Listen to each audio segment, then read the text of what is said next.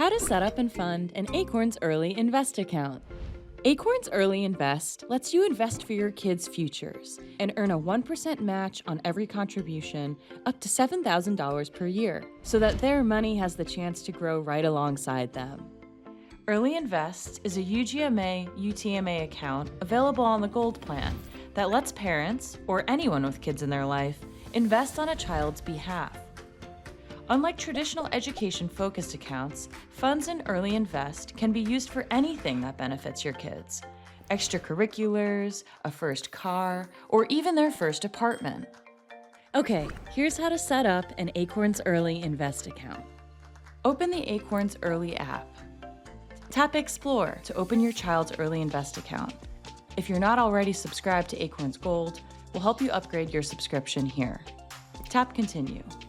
First, we'll have you confirm a few of your details and verify your identity. Then, we'll have you fill out your child's details, such as their full name, date of birth, social security number, and the age that the funds will transfer to them. Finally, we'll show you your child's portfolio. Acorns Early Invest automatically builds a diversified investment portfolio for your child. That's it. Your child's new Early Invest account is activated. Now let's set up a way to fund it.